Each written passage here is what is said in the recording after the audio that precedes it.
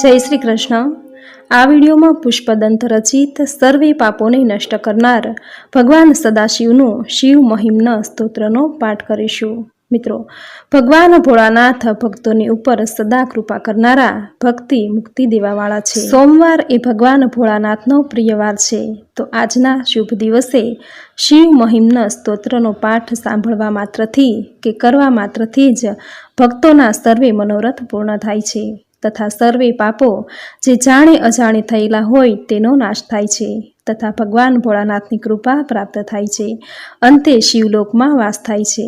તો મિત્રો, આજના આ વિડીયોમાં ભગવાન શિવને પ્રિય સ્તુતિ પુષ્પદંત રચિત શિવ મહિમ્ન સ્તોત્રનો પાઠ ગુજરાતી ભાવાર્થમાં કરીશું। જો આપને વિડીયો પસંદ આવે તો લાઈક, શેર, કોમેન્ટ કરી ચેનલ પર નવા છો તો ચેનલ સબસ્ક્રાઈબ જરૂર કરજો। ભગવાન શ્રી ગણેશનું ધ્યાન કરી શિવ મહિમ્ન સ્તોત્ર શરૂ કરીએ। બોલો ભગવાન ભોળાનાથની જય। પુષ્પદંતાચાર્ય શિવજીને પ્રાર્થના કરવા લાગ્યા, હે હર હર મહાદેવ, બ્રહ્મા વગેરે દેવતાઓ પણ તમારી પ્રાર્થના કરી શકતા નથી, તો જે મનુષ્ય તમારા મહિમાનું વર્ણન કરી શકતો નથી તે મનુષ્ય દ્વારા કરવામાં આવેલી પ્રાર્થના જો તમારા યોગ્ય ન હોય તેમાં આશ્ચર્ય પામવા જેવું કંઈ નથી। આથી સર્વે મનુષ્યો અને દેવતાઓ પોતપોતાની બુદ્ધિ પ્રમાણે પ્રાર્થના કરી શકે છે। એટલે હે દુઃખહરણ, આ સ્તોત્ર દ્વારા મારી સ્તુતિનો પ્રારંભ પણ દોષ રહિત છે। હે મહેશ્વર, આપનો મહિમા અને વાણી મનથી પ્રવૃત્તિથી પર છે। આ બંનેની પ્રવૃત્તિ એટલે કે સંસારના સર્વે પદાર્થોમાં હોય છે। અર્થાત હે શિવ, આપનાથી અલગ પદાર્થોને સર્વે કોઈ જાણી શકે છે। વેદ પણ સંદેહપૂર્વક જ આપનું વર્ણન કરે છે। આમ વેદનું પણ સામર્થ્ય નથી કે તે પ્રત્યક્ષ જ્ઞાન કરાવે, તો કોણ આપનો વિનય કરી શકે અથવા ગુણ જાણી શકે છે? હે બ્રહ્મન, દેવતાઓના ગુરુ બૃહસ્પતિની પ્રાર્થના પણ શું તમને આશ્ચર્ય પમાડી શકે છે? કારણ કે તેઓ અમૃત તુલ્ય મધુર અને અલંકાર સહિત વાણીના કરતા છે। જો તેમની આ રીતિ છે તો મારી શું મહાનતા હોઈ શકે? હે ત્રિપુર દહન, હું તો માત્ર પવિત્ર થાવ એ માટે જ તમારા ગુણોનું સ્મરણ કર્યું છે। હે વરદ, ત્રણેય વેદોના સારરૂપ જગતની ઉત્પત્તિ, રક્ષા અને પ્રલયનું કારણ જે આપનું ઐશ્વર્ય છે તે સત્વગુણ, રજોગુણ, તમોગુણ આ ત્રણેય આ શરીરમાં સ્થિત છે। અર્થાત બ્રહ્મા, વિષ્ણુ, શિવ તમારા સામર્થ્ય દ્વારા જ ઉત્પત્તિ, સ્થિતિ અને લય કરે છે।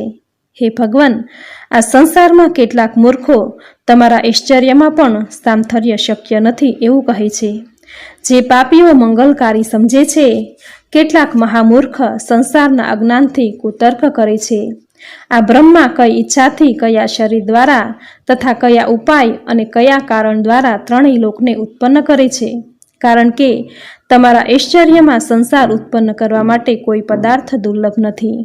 હે ભગવાન, ભૂ વગેરે જે 7 લોક છે તે અવયવ સહિત છે, તેમની ઉત્પત્તિ શું કોઈના દ્વારા નથી થઈ?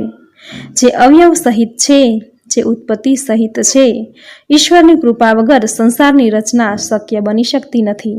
અને જો ઈશ્વર વગરની સંસારની ઉત્પત્તિ છે તો ઉત્પત્તિમાં કઈ સામગ્રીની જરૂર છે? જેવી રીતે મૂર્ખ મીમાંસ ઈશ્વરના અસ્તિત્વ માટે શંકા કરે છે, એટલે કે આપના અસ્તિત્વ માટે કોઈ શંકા નથી। હે ભગવાન, ત્રણેય વેદ, સાંખ્ય શાસ્ત્ર, યોગશાસ્ત્ર, શૈવમત અને વૈષ્ણવમત આ પાંચેયના અલગ અલગ માર્ગ છે। પોતાની ઈચ્છા અનુસાર આ માર્ગ પર ચાલનાર મનુષ્યને મોક્ષ આપવા માટે એક તમે જ યોગ્ય છો। જેવી રીતે સીધા અને આડાઅવળા માર્ગમાં વહેતી નદીઓનો માર્ગ એકમાત્ર સમુદ્ર છે, હે વરદ, આપના ઘરની વસ્તુઓ માત્ર આટલી જ છે। મહોક્ષ એટલે કે વૃદ્ધ બળદ, ખટવાંગ એટલે કે ખાટલાની પાટી, બ્રહ્મનું કપાલ, ફરસો, સિંહ ચર્મ, ભસ્મ અને સર્પ, પરંતુ દેવતાઓ જ માત્ર આપની કૃપા કટાક્ષ દ્વારા પ્રદાન કરવામાં આવેલી ઋષિઓને ભોગવે છે તથા વિષયરૂપ મૃગ તૃષ્ણા, રૂપ, રસ, ગંધ, સ્પર્શ અને શબ્દરૂપી મૃગ તૃષ્ણા બ્રહ્મ જ્ઞાન પ્રાપ્ત કરેલ મનુષ્યને ભ્રમિત કરી શકતી નથી। હે ત્રિપુરારી, કોઈ બુદ્ધિમાન આ સંસારને સ્થિત અને કોઈ અસ્થિર અને કોઈ સ્થિરાસ્થિર મિશ્રિત કહે છે। આ સંસાર સ્થિર અને અસ્થિર અને સ્થિરાસ્થિર હોવાનું પ્રમાણ ન મળવાથી મોટા ભ્રમમાં પડીને હું તમારી યોગ્ય સ્તુતિ કરતા લજ્જિત થાવ છું। તેમ છતાં મારી તુચ્છ બુદ્ધિ ધૃષ્ટતા કરી રહી છે. હે ગિરીશ, હે કૈલાસવાસી શિવજી, આપના ઐશ્વર્યનો અંત દેખવા માટે ખૂબ જ પ્રયત્નપૂર્વક વિષ્ણુ તો પાતાળમાં ગયા અને બ્રહ્મા આકાશમાં ગયા, તેમ છતાં પણ આપના સ્વરૂપને પ્રાપ્ત કરી શક્યા નહીં. ત્યારબાદ ભક્તિ અને શ્રદ્ધાથી જ્યારે તમારી સ્તુતિ કરવા લાગ્યા ત્યારે પ્રત્યક્ષ થયા. શું તમારી સેવા નિષ્ફળ જાય છે? ના, હંમેશા સફળ જ જાય છે. હે ત્રિપુરાસુરનો વધ કરનાર શિવ, રાવણે પોતાના મસ્તકરૂપી કમળોની માળા બનાવીને આપના ચરણોનું પૂજન કર્યું. આ દ્રઢ ભક્તિના પ્રતાપથી જ ત્રણેય લોકને પરિશ્રમ વગર શત્રુવિહીન કરી, એટલે કે નિષ્કંટક કરી. પોતાની ભુજાઓને જ હંમેશા સંગ્રામ ઈચ્છતી હતી તેને ધારણ કરી. હે ભગવાન, જે રાવણે આપની સેવા દ્વારા બળવાન ભુજાઓનો મોટો સમૂહ પ્રાપ્ત કરી તમારા નિવાસ સ્થાન કૈલાસને પણ ઉચકી લીધું, ત્યારબાદ આપે સ્વાભાવિક રીતે પગના અંગૂઠાથી પર્વતને દબાવ્યો, ત્યારે રાવણને પાતાળમાં પણ સ્થિર રહેવું મુશ્કેલ થઈ પડ્યું. આવી રીતે મૂર્ખ મનુષ્ય મોટાઈ મળતા અભિમાની બની જાય છે. હે વરદાન આપનાર, આપના ચરણોના પ્રતાપથી ત્રિભુવનને વશીભૂત કરી પરમ ઉચ્ચ ઇન્દ્રપદનો પણ તે બાણાસુરે ત્યાગ કર્યો તો કોઈ આશ્ચર્ય નથી, કારણ કે આપની સમક્ષ જે નતમસ્તક થાય છે તે સર્વ પ્રકારે ઉચ્ચ આસનના અધિકારી બને છે. હે ત્રિલોચન, જ્યારે સમુદ્ર મંથન દ્વારા હળાહળ વિષ નીકળ્યું ત્યારે દેવતા અને રાક્ષસો ભયભીત થયા. ક્યાંક સમયે જ સંસારનો નાશ ન થઈ જાય ત્યારે કૃપા કરી તેમની રક્ષા માટે તમે કાળ સમાન જે વિષનું પાન કર્યું તે વિષ પણ આપના કંઠમાં અત્યંત શોભા પ્રદાન કરી રહ્યું છે. સંસારના ભયને દૂર કરનારાઓનો વિકાર પણ સારો લાગે છે. હે ઈશ, જે કામદેવના બાણ એવા પ્રબળ છે કે દેવતા, રાક્ષસ, મનુષ્યો દ્વારા વ્યાપ્ત આ સંસારમાં પોતાનું કાર્ય સિદ્ધ કર્યા વગર ક્યારેય ખાલી થતા નથી. હે શિવ, એવા કામદેવનું તમને પણ અન્ય દેવતાઓની સમાન સામાન્ય દેખવાથી નામ માત્ર જ બાકી રહી ગયું છે. એટલે કે તમારી નેત્રાગ્નિથી તેનું શરીર ભસ્મ થઈ ગયું. એટલે જીતેન્દ્રિયોનું અપમાન કરવું લાભદાયક સિદ્ધ થતું નથી. હે ભગવાન, તમે સંસારની રક્ષા માટે નૃત્ય કરતા રહો છો, એટલે કે રાક્ષસોને નૃત્યના આનંદમાં મગ્ન કરી તેમની પાસે કરાવો છો અને નૃત્યના સમયે પગના ખમકારાઓ ફરવાથી સંદેહ કરે છે કે હું તૂટી રહી છું, આકાશના અને પાતાળમાં ખસી ટુકડા થઈ જાય છે. એવી જ રીતે લાંબી જટાઓને ઝાટકવાથી દેવલોક માર ખાઈને મહા મુસીબતે સ્થિર રહે છે. હે શિવ, આપની પ્રભુતા ખૂબ જ વિચિત્ર છે. હે શિવ, તારાગણો દ્વારા ચમકતો આકાશ ગંગાનો જળ સમૂહ જે આકાશ પર્યંત વ્યાપ્ત થઈ રહ્યો છે, જે આપના મસ્તક પર સૂક્ષ્મ જળકણો સમાન દેખાઈ રહ્યા છે, પરંતુ તમે એટલા જ જળથી સમુદ્રની જેમ આ મહાદ્વીપાકાર સંસારને ચારેય બાજુથી ઘેરી લીધો છે. એટલે હે ભગવાન, આપના દિવ્ય શરીરના મહત્વનો વિસ્તાર આ જ દ્રષ્ટાંત દ્વારા અનુમાનને યોગ્ય છે. હે ભગવાન, તૃણ તુલ્ય ત્રિપુરાસુરને ભસ્મ કરવા માટે આપે એટલો આડંબર, એટલે કે પૃથ્વીનો રથ, બ્રહ્માજી સારથી, હિમાલય પર્વતનું ધનુષ્ય, સૂર્યચંદ્રને રથના પૈડા, શ્રી વિષ્ણુ રૂપી બાણની રચના કરી, તો શું ત્રિપુરાસુર રૂપી તણખલાને તોડવા માટે જ આપે આટલા કઠિન સાધનો કર્યા, જ્યારે આપ તો ક્ષણ માત્રમાં જ સંસારનો સંહાર કરી શકો છો. સમર્થ લોકો પોતાના આધીન સાથે ક્રીડા કરવાથી પરાધીન માનતા નથી. હે ત્રિપુરાંતક, શ્રી વિષ્ણુ સહસ્ત્ર કમળ લઈને આપના ચરણોનું પૂજન કરતી વખતે એક કમળ ઓછું દેખી દ્રઢ ભક્તિના કારણે તેણે પોતાનું એક નેત્ર કાઢીને કમળની જગ્યાએ અર્પણ કરી પોતાનું પૂજન પૂર્ણ કર્યું. ભગવાન શ્રી વિષ્ણુજીની આ દ્રઢ ભક્તિ સુદર્શન ચક્રનું રૂપ ધારણ કરી ત્રણેય લોકની રક્ષા કરી રહી છે. હે ભગવાન, આપને જ યજ્ઞનું ફળ પ્રદાન કરનાર જાણીને તથા દેવતાઓમાં દ્રઢ વિશ્વાસ કરી મનુષ્ય કટિબદ્ધ થઈ કર્મ કરે છે, કારણ કે જ્યારે કાર્ય પૂર્ણ થાય છે ત્યારે તમે જ વિદ્યમાન રહો છો. જો એમ કહેવામાં આવે કે કર્મ જ ફળ પ્રદાન કરે છે, તો ચોક્કસપણે ચૈતન્ય પુરુષને ઉપાસના વગર કર્મ પણ ફળ પ્રદાન કરતું નથી. એટલે કે કર્મ માત્રના ફળદાતા તમે જ છો. હે શરણાગત રક્ષક, યજ્ઞની ક્રિયામાં કુશળ દક્ષ પ્રજાપતિ જેવા યજ્ઞ કરતા યજમાન અને જેમના સભાસદ બ્રહ્માદિ દેવતાઓનો સમૂહ અને ત્રિકાલદર્શી ઋષિ જેમાં યજ્ઞ કરાવનાર હતા, તેમ છતાં પણ યજ્ઞ નિષ્ફળ જાય તો આશ્ચર્ય કહેવાય. એટલે કે હે ભગવાન, આપના પ્રત્યેની અશ્રદ્ધાથી જ યજ્ઞનો નાશ થયો, કારણ કે યજ્ઞના ફળદાતા તમે જ છો. તમારા માટે શ્રદ્ધાપૂર્વક જે કંઈ કરવામાં આવે તે સર્વ સફળ થાય જ છે. અહીં ઉષા અને સૂર્યદેવના પ્રાતઃકાલિક સંયોગનું સુરુચિક દ્વારા વર્ણન કરવામાં આવ્યું છે. હે નાથ, જ્યારે બ્રહ્મા કામવશ થઈ રમણની ઈચ્છાથી પોતાની પુત્રીની પાછળ દોડ્યા, ત્યારે તે કન્યા પાપના ડરથી હરણી બનીને ભાગી.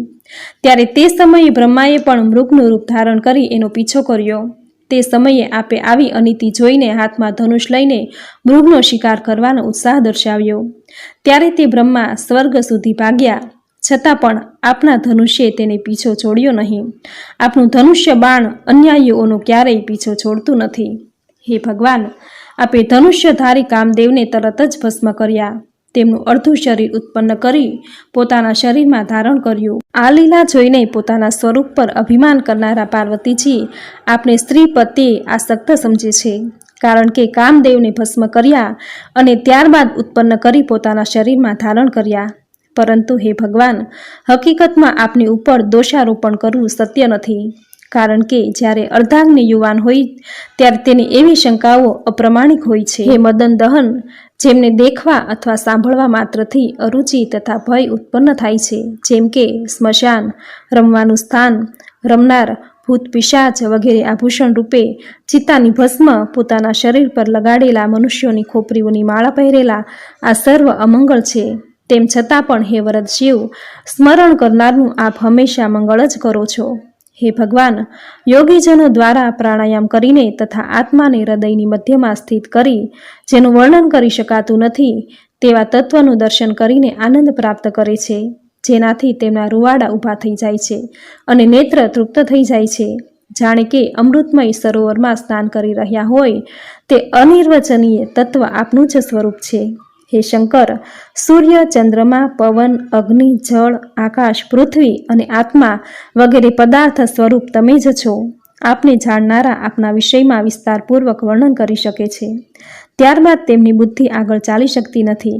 એટલે કે એવો કોઈ પદાર્થ અમે નથી જોતા કે જેમાં તમે વ્યાપ્ત ન હો. હે શરણ પ્રદાન કરનાર, તમે સર્વમાં વ્યાપ્ત થઈને એટલે કે ઓમકાર દ્વારા ઋગ, યજુ, સામ ત્રણેય વેદ, જાગ્રત, સ્વપ્ન, સૃષ્ટિ ત્રણેય અવસ્થા, સ્વર્ગ, મૃત્યુ અને પાતાળ ત્રણેય લોક, બ્રહ્મા, વિષ્ણુ, રુદ્ર ત્રણેય દેવતા તેને ધારણ કરીને આપનું ચોથું પવિત્ર ધામ છે, જેને તુરી કહેવામાં આવે છે, તે ચૈતન્ય સ્વરૂપનું પણ સ્મરણ કરતા હે ભગવાન, સમસ્ત રૂપમાં વ્યસ્ત એવા આપની નિરંતર સ્તુતિ કરું છું.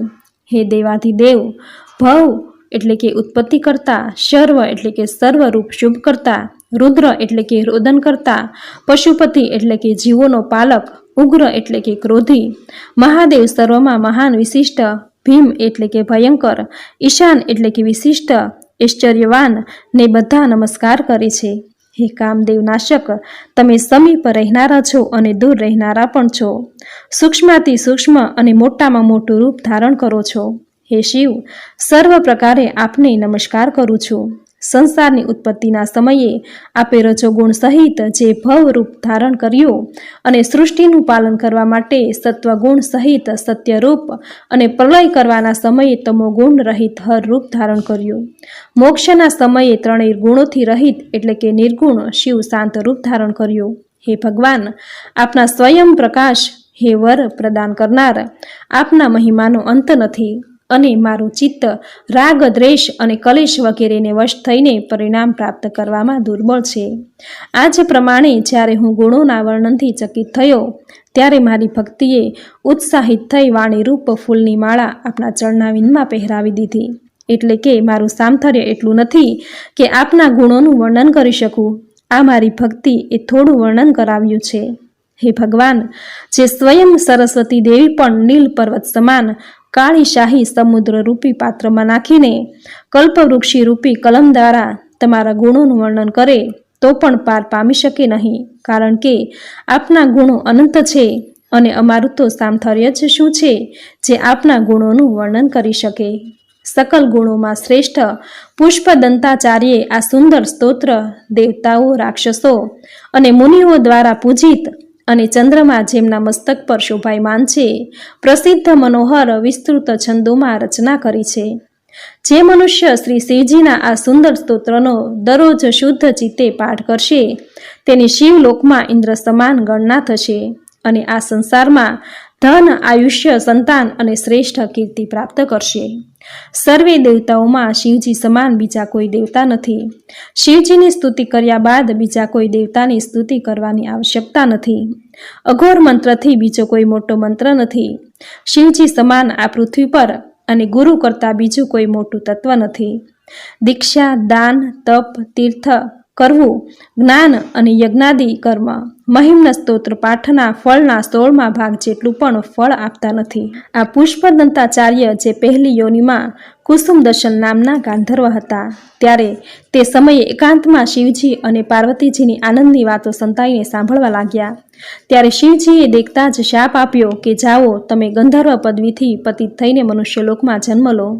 ત્યારે તેમણે અહીં જન્મ લઈને પરમ દિવ્ય આ મહિમ્ન સ્તોત્ર દ્વારા શિવજીને અત્યંત પ્રસન્ન કરી મનવાંછિત ફળ પ્રાપ્ત કર્યું. પુષ્પદંતાચાર્ય રચિત આ સુંદર મહિમ્ન સ્તોત્ર છે. તે દેવતા અને મુનિઓ દ્વારા પૂજિત અને સ્વર્ગ તથા મોક્ષની પ્રાપ્તિ કરાવનાર છે. આવા સ્તોત્રનો જે મનુષ્ય એકચિત્ત થઈને હાથ જોડીને પાઠ કરે છે, તે શિવજી સમીપ જાય છે અને તેની સ્તુતિ કિન્નર વગેરે કરે છે. ગંધર્વ એટલે કે પુષ્પદંતાચાર્ય દ્વારા વર્ણિત પુણ્યકારી આ મહિમ્ન સ્તોત્ર સંપૂર્ણ થયો. આની સમકક્ષ બીજો કોઈ સ્તોત્ર નથી.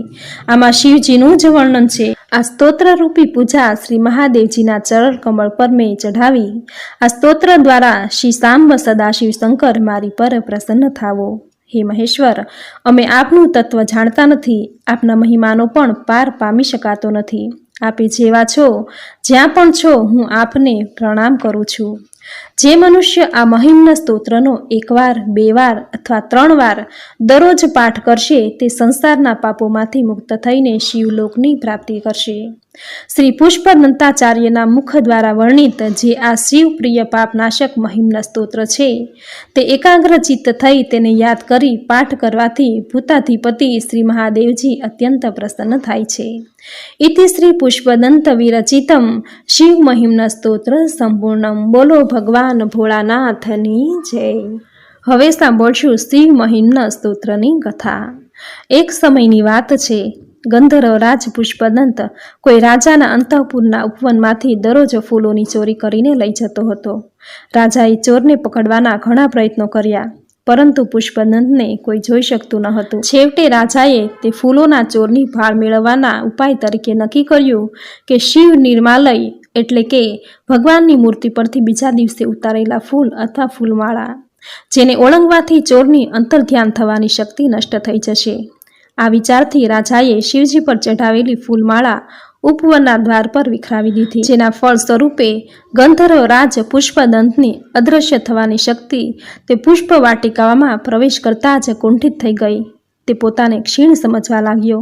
તેણે સમાધિ લગાવીને તરત જ આનું કારણ જાણ્યું તો તેને ખબર પડી કે મારી શક્તિ શિવ નિર્માલય ઓળંગવાથી કુંઠિત થઈ ગઈ છે. આ જાણીને તેણે પરમ દયાળુ શ્રી શંકર ભગવાનના મહિમ્ન સ્તોત્રનું ગાન કર્યું. આ સ્તોત્ર ગાન બાદ શિવ નિર્માલય તથા શિવ સ્તુતિના વિશેષ મહત્વનો પ્રચાર થયો. આ સ્તુતિના રચયિતા આ ગંધર્વ રાજ પુષ્પદંત જ હતા. તેમની જ આ રચના પુષ્પદંત વિરચિત શ્રી મહિમ્ન સ્તોત્રના નામથી પ્રસિદ્ધ થઈ. જે કોઈ જીવ આ પુષ્પદંતના મુખ કમળમાંથી નીકળેલું શિવ મહિમ્ન સ્તોત્ર, જે સર્વ પાપોને નાશ કરનારું, શિવજીને અતિ પ્રિય એવું આ સ્તોત્ર મોઢે કરે છે કે વાંચે છે કે સાંભળે છે, ધ્યાનપૂર્વક પાઠ કરે છે, તેના પર અખિલ બ્રહ્માંડના પાલક પિતા શ્રી મહેશ સદૈવ પ્રસન્ન રહે છે. તો મિત્રો, આપણે સાંભળ્યું પુષ્પદંત રચિત શિવ મહિમ્ન સ્તોત્ર. જે સાંભળવું આપને જરૂર ગમ્યું હશે તો વિડીયોને લાઈક કરી કોમેન્ટમાં જય મહાદેવ, જય ભોલેનાથ, હર હર મહાદેવ જરૂર લખજો. ચેનલ સબસ્ક્રાઈબ કરી બાજુમાં બેલ આઇકન જરૂર પ્રેસ કરજો. આવી જ નવી ધાર્મિક માહિતી, નવી ધાર્મિક કથા, નવા ધાર્મિક સ્તોત્ર સાથે ફરી મળીશું. ત્યાં સુધી આપ સૌને મારા જય શ્રી કૃષ્ણ.